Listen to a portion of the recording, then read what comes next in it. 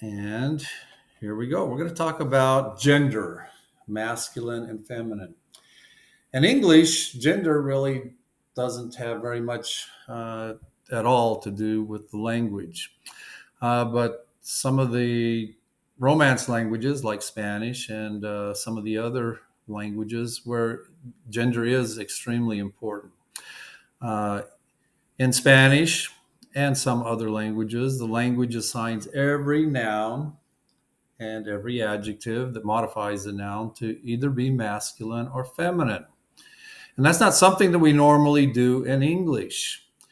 That means they've assigned silla, which means a chair, to be feminine. That doesn't mean there's girl chairs and boy chairs. That doesn't mean that only girls can sit on chairs. It's just that it is assigned to be feminine. We have the word libro. Libro means book, and book is assigned to be masculine. That doesn't mean there's boy books and girl books. That doesn't mean only boys can read the books. It just means that it is assigned to be masculine or feminine. Well, in English, we really don't do that, as I've already said. About the closest example I can think of, if I remember way back in my childhood, many, many years ago, there was one thing that they used to do in English that everything was associated with being feminine, and that was with hurricanes. If a hurricane came along, they would give it a girl's name. And then the next one came along, they'd give it another girl's name. I guess that's because girls must be like hurricanes. They're stormy, they're destructive, they destroy everything. No, that's not really the case. And I think because of that, after a while, as I grew up a few more years after that, they said that's not fair to always assign hurricanes girls' names. And so they started naming them boys' names, and I can remember that. Also, maybe a lot of names of boats would be named after a girl.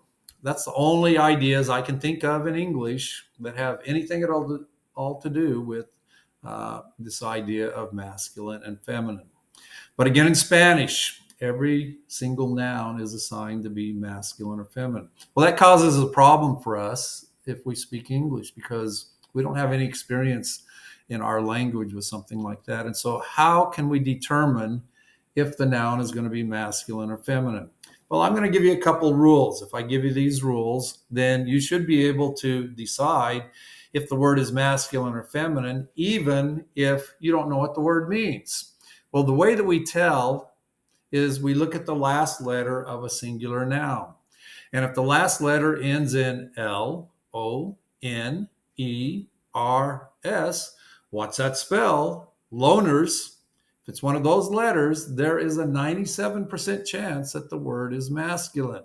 That doesn't mean 100%, but that's getting pretty close, 97%. So let's look at some examples of some words in Spanish. Ferrocarril. Well, it ends in an L, should be masculine. Hotel ends in an L, it should be masculine. Ferrocarril means railroad or railroad train. Hotel means hotel, it's a cognate. Those words are masculine. Let's look at one that ends in an O. Muchacho. Libro. Muchacho means boy. Well, I guess that kind of makes sense because boys would be masculine. Libro, book, also would be assigned to be masculine. If it ends in an N, it's going to be masculine almost all the time. León, that means lion. Riñón, that means kidney. These words are masculine. If it ends in an E, garaje. Pene.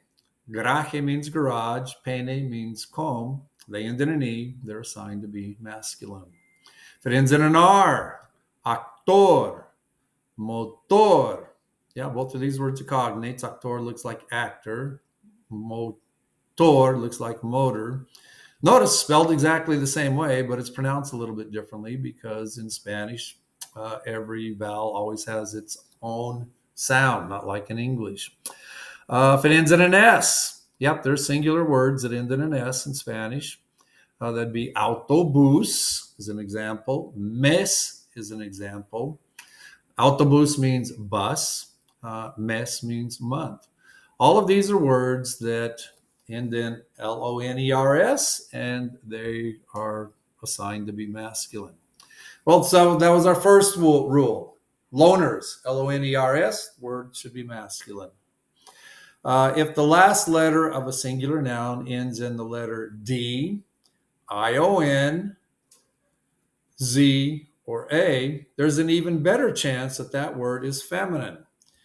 Now, it may be kind of confusing because when we did loners masculine, we had the word N or the letter N. Well, Dionsa also has an N, but if the N is preceded by ION, and there's quite a few words in Spanish that end in ION, well, then it's going to be feminine. But if it ends in just an N or, anything else besides ION, then it should be masculine.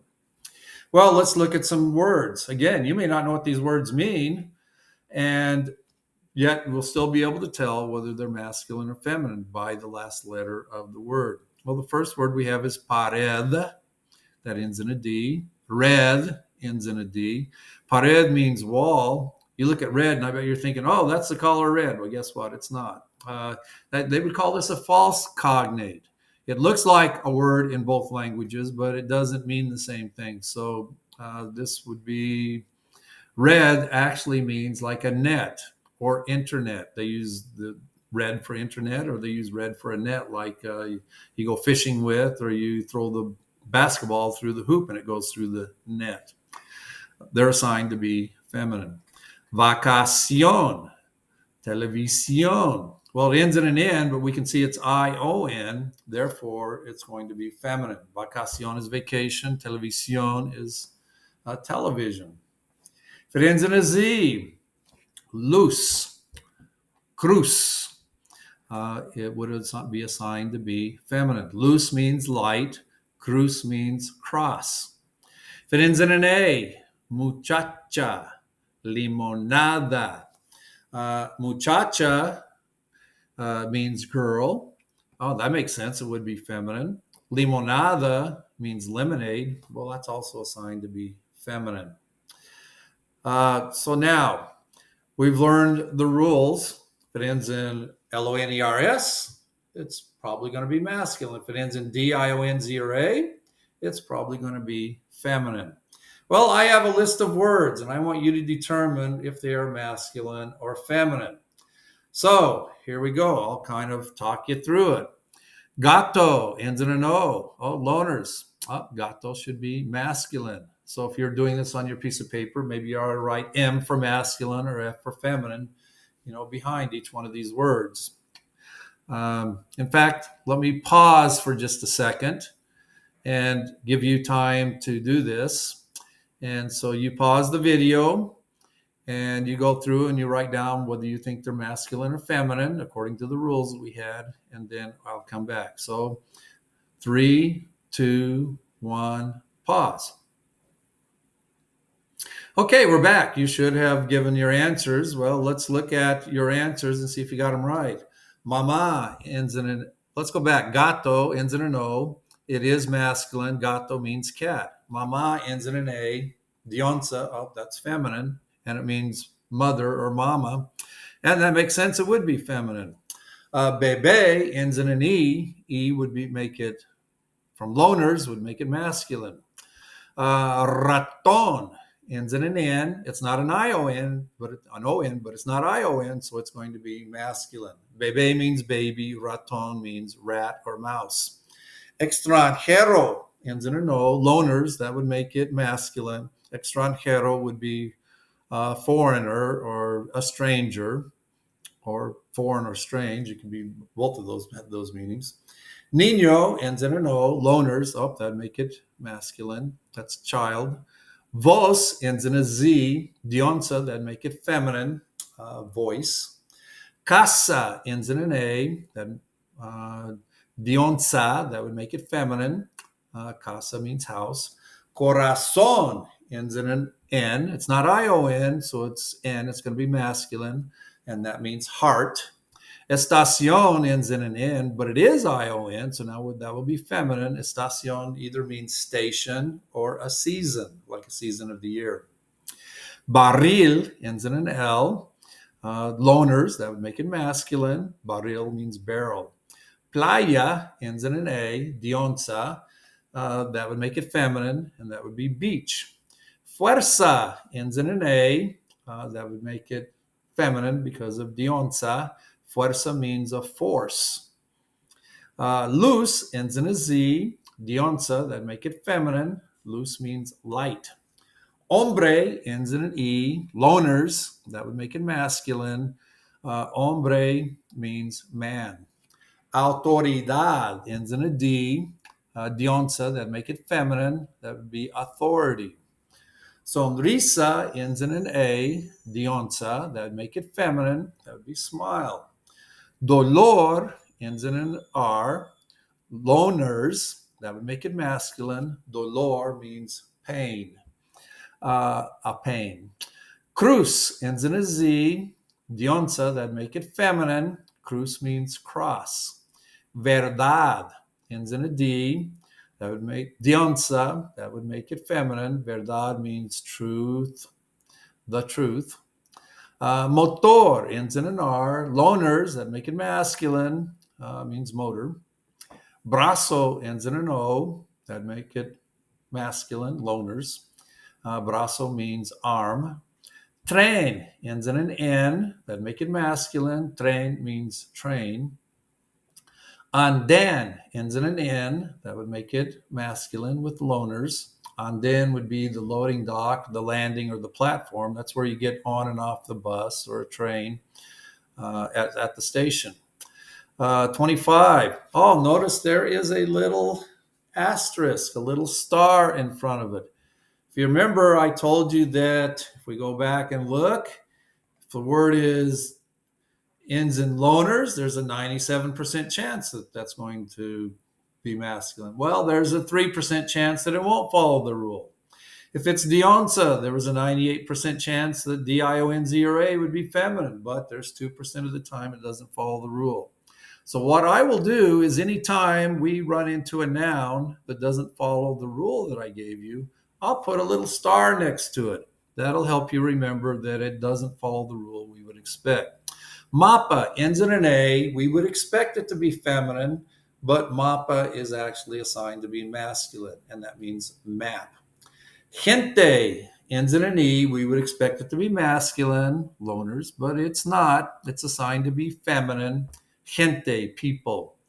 Reloj ends in a J. Well, there wasn't a J on either loners or dionza. And so this has and this is the only word I can think of in Spanish that ends in a J. But this one would be assigned to be masculine. It means watch or clock. Clase ends in an E. Loners, we'd expect it to be masculine, but it's not. It's feminine. Clase means class, like you're taking a Spanish class right now. Mano ends in an O. We would expect it to be masculine, loners, but mano is actually feminine. It means hand. Clima ends in an A. We would expect it to be feminine, dionza, but it is actually masculine. Clima means climate. And so there are some irregulars. I'll let you know. Well, how are you going to end up getting to know whether they are masculine or feminine? Well, it's going to come by memorization and by experience with the language. After you've had the word map or hand or watch or clock a few times, then it'll just start clicking in your mind that, oh, this one doesn't follow that rule. Okay, let's review. The word ends in loners, Loners. Even if you do not know what the word means, you have a 97% chance that it would be masculine.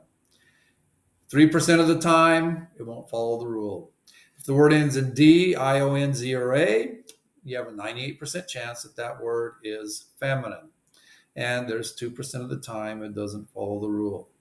Well, as we go along, pretty soon it will become quite apparent to you why it is important in Spanish to realize whether the noun is masculine or feminine. And pretty soon it'll just become old hand and you won't even have to think about it anymore. Well, hopefully you've learned about masculine and feminine, and we'll stop the lesson today. Thank you.